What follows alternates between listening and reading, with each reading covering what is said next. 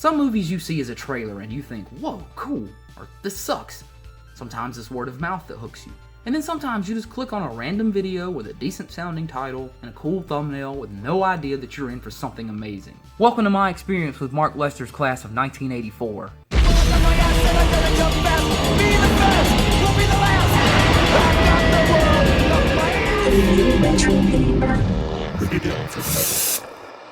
The movie opens with a basic title card, setting the tone with some disturbing facts about American high schools in the 1980s. Now, the only part I find worth nitpicking over is the middle part where it says based on true events. As far as I can tell, only one scene in this whole movie was actually based on a true event.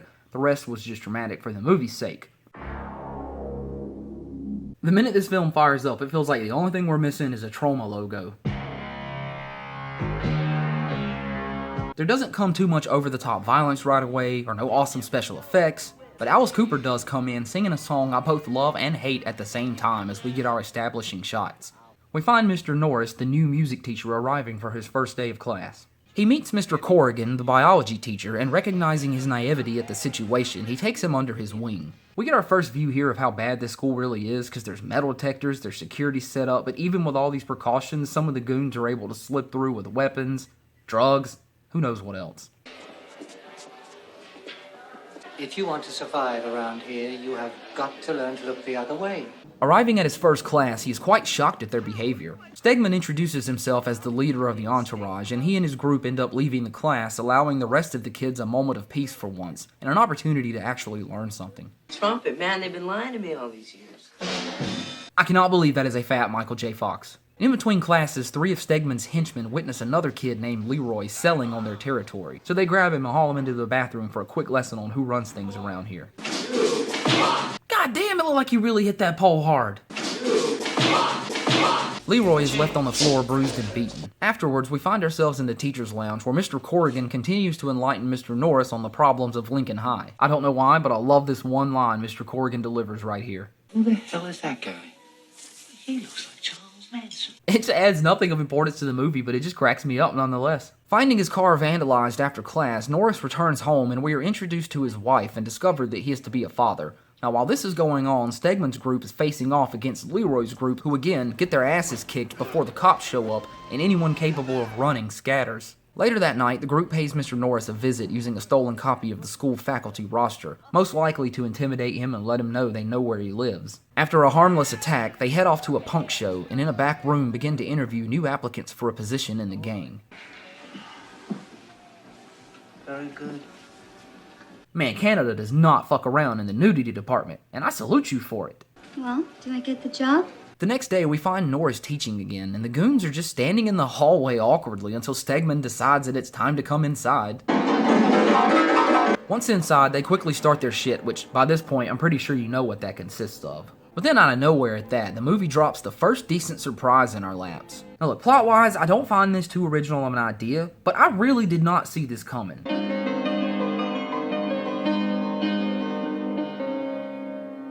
Timothy Van Patten, the guy who was playing Stegman in this, actually wrote that piece, and he's obviously really playing it, so that's points, man, points. Good plot twist, didn't really expect that. I'd imagine that Norris's reaction to this is pretty much what 1980s audiences must have felt too. Now here the rivalry really begins to pick up, because even if he's not really that serious about wanting the position, Stegman gets pretty pissed off that Norris refuses him a spot in the orchestra. Maybe I'll give you a shot when you grow up. Now get out. Stegman doesn't play in other people's asshole bands. Anyway. Corrigan and Norris spend a bit more screen time together, and it's not boring at all. This movie somehow delicately balances his expositions and hints at things with meaningful personal dialogue between characters you actually care about. I'm impressed. Now, between classes, Jimmy, a friend of Arthur, played by Michael J. Fox, purchases some angel dust from the gang, and Norris is quick to have an idea of what's happening when he discovers an empty baggie in one of the urinals. Letting Jimmy and Arthur go, Stegman lays down the law, but Norris still takes them to see the principal. Now, Jimmy, high as balls, wanders outside of the school and has a sudden unhealthy obsession with the flagpole and starts climbing it. Meanwhile, Stegman pulls out a performance that totally reminds me of James Franco's portrayal of Daniel Desario in this one Freaks and Geeks episode. Mr. Norris has been hassling us ever since he got here. And what do you think? I want to be terrible at school? You think I like it? It's bullshit. I wish I was smart. You know, I wish it all came easy to me, but it doesn't. I'm the best pianist in the school. All I want to do is play in the orchestra, and he won't let me. How you think it feels to be told that you're dumb in ink when you're 11 years old? That's not true. All right, let me tell you what he did. Please. I mean, where are you supposed to go from there? Stegman is a tried and true bullshitter here. He's hypnotically manipulative, and that's exactly how I felt about that scene with Desario and Lindsay in the principal's office. This movie fairly spends the time getting you to feel the frustration that Norris feels. I think that's what makes it so enjoyable. The pacing doesn't feel too fast or slow, it just feels right. There's no overuse of an annoying soundtrack and no unnecessary sounds around every corner. Wake up, you guys! Outside, a crowd is formed around Jimmy, who is now perched atop the flagpole. I pledge allegiance to the flag of the United States of America. Oh my god, was that as funny to you as it was to me? One nation under God. I've never in my life laughed at a flag joke. And justice for all. How did you do that, movie? Now, as hilarious as I find this scene, it is to be taken seriously because not a moment later, the flag rips from Jimmy's weight and he falls to his death in front of everyone, student and teachers alike. Pulling him aside, Norris attempts to get Arthur to name the person who sold Jimmy the drugs, but he refuses. After school, he and Deneen are quickly chased down by Stegman's gang, who corner them in an alley. On their way to get a drink, Norris, who has Corrigan with him, spots Stegman's car and pulls over to investigate. Corrigan tries to warn him against doing so, but still accompanies him where he attempts to rescue the two kids. Now, this one bit of dialogue does feel kind of out of place to me here. All I need is one kid who's got the guts to face you in open court and finger you for pushing it. Then I've got you. This feels like an old crime drama the way he delivers it. All I need is one kid who's got the guts to face you in open court and finger you for pushing it. Then I've got you. A fight breaks out, and though both Corrigan and Norris are both injured in the process, Deneen and Arthur both manage to escape unharmed. So we get a bit more screen time here with Norris and his wife, which normally you'd find me complaining about, because the first thing you notice is, oh, they're laying in a bed together with their clothes off almost. But imagine this, instead of a stupid pointless sex scene, guess what this movie chooses to give us? A meaningful moment of self-reflection where Norris recognizes, in his blind pursuit of capturing Stegman at any cost, he has missed some obvious signs from students who need him the most. Man, I could have saved him. Now at the same time this is happening, Stegman and his gang arrive outside and bash the shit out of his car before setting it on fire as well.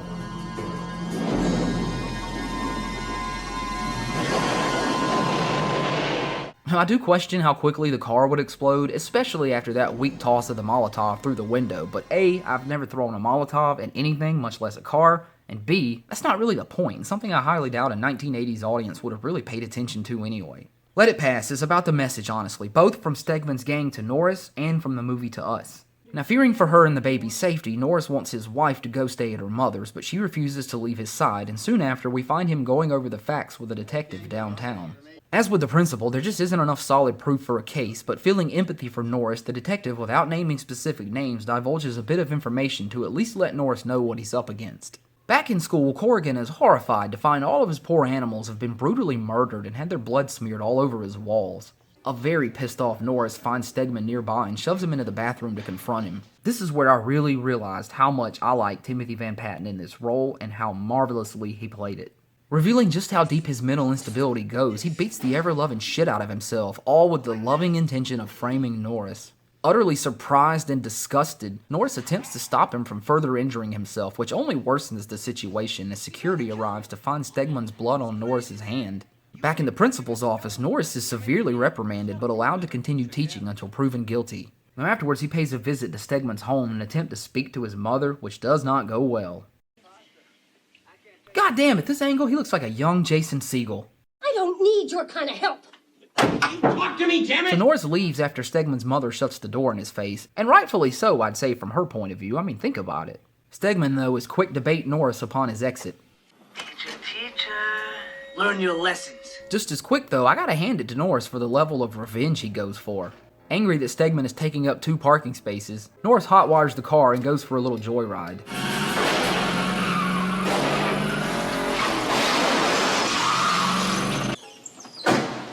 Now, Stegman confronts him at school the next day, but security forces him to leave before there's any further confrontation.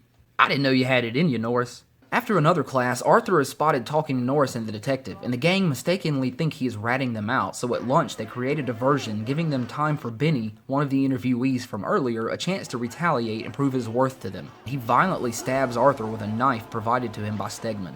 Now, as usual, no one's willing to testify, so the gang walks free, leaving Arthur in the hospital with a ruptured kidney. Grilling with Corrigan at the lake sometime later, their friendship continues to grow, and Roddy McDowall's performance as Corrigan really shines here. I always had this dream that I could make kids read every book they could lay their hands on.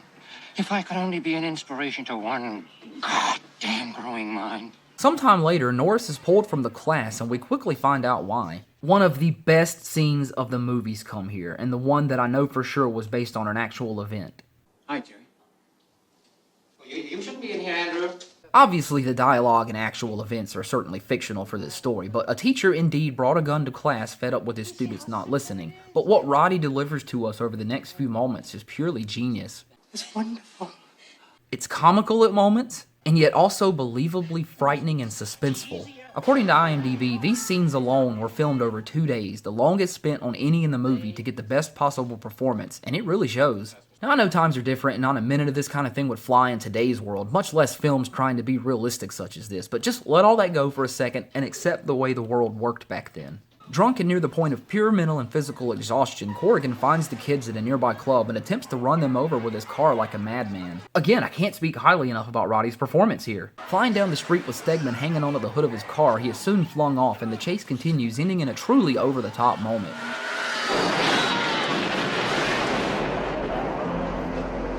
Yeah, it's a little silly and over the top, but if you just take it for what it is, just a tragic end to Corrigan and his little character arc, it's fine. Norris's wife finally agrees to head to her mother's for a while, but Norris remains steadfast in his mission to both teach the kids who want to learn something and stand up to Stegman and his gang at all costs since no one else will. Again, you gotta admire that. He pays a visit to Arthur in the hospital, who he manages to convince to do the right thing. Arthur names Benny as the person who stabbed him, but again, with no solid evidence and after being held for the maximum 24 hours, the gang is let go. Finally, the big day is here, and Norris is excited to lead his best students in their recital. But not even minutes into his arrival at school, he's already being harassed by Stegman. Okay, this part right here is so bad and so good at the same time. I'm totally getting vibes off of Stegman like that guy gave me in Cannibal Roller Babes. Life is pain. For this, you will pay. Pain is everything. For this, you will become my slave. You will learn. He looks like he could be that dude's son. Honestly though, I love this guy at this point. Now the next few moments of this movie are kinda gut-wrenching even today. Stegman's gang, who have broken into Norris's home, rape and assault his pregnant wife while the movie cuts back and forth, giving us scenes of Norris preparing to perform with his students. It's a very unsettling mood that it evokes, knowing that he is so far away, unable to do anything, and doesn't even know. It's a bit hard to watch for some, but it does create very good tension for sure. Now the director himself is on record as saying that Clockwork Orange was a very huge influence to him, and it's obvious. Painting their faces with her makeup, they kidnap her and leave for the school. Patsy delivers the Polaroid from earlier to Norris at the recital, who reacts in pure horror and anger when he sees it, running out of the room. Baiting him into our final showdown, Patsy leads him to an ambush where all the goons but Stegman beat the shit out of him, while Stegman drags his wife through the halls. Now for what it's worth, Deneen eventually leads the anxious crowd in the performance, covering for Norris as everyone is unaware what's going on or why he left to begin with. Norris finally finds Stegman holding his wife hostage in the gymnasium, but he's ambushed by the goons once again, and he escapes where they're heading towards the roof. Beaten but still determined, and now more than ever, Norris continues his pursuit, and you can really feel the tension growing here.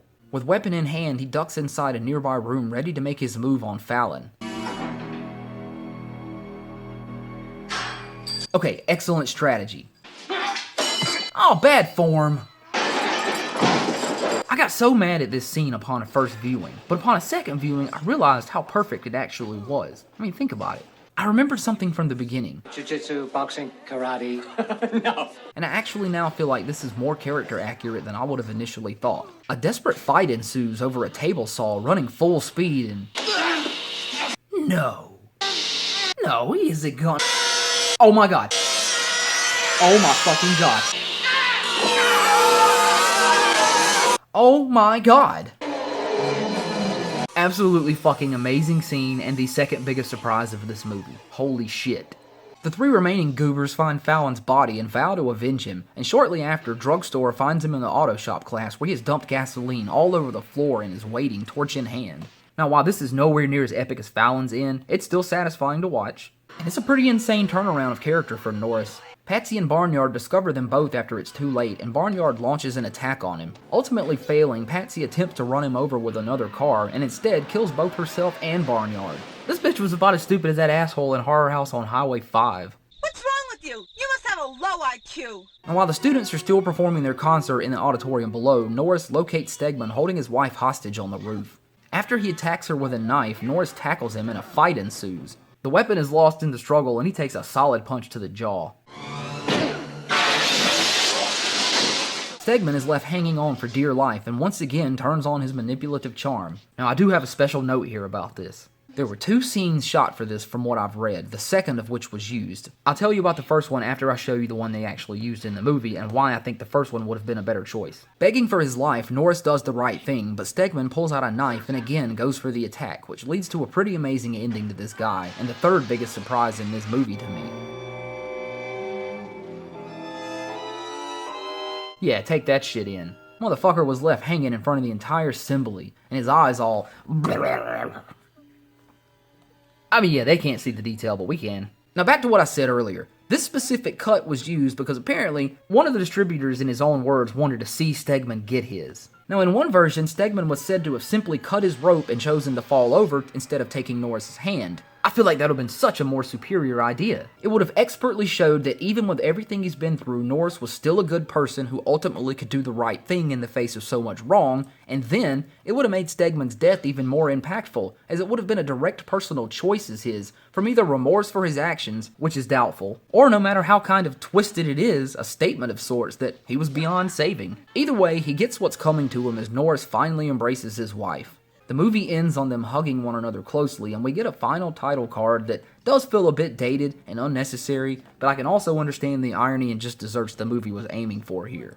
Wow, what a fucking surprise. This movie was incredible. I cannot believe how much I liked it. I mean, look.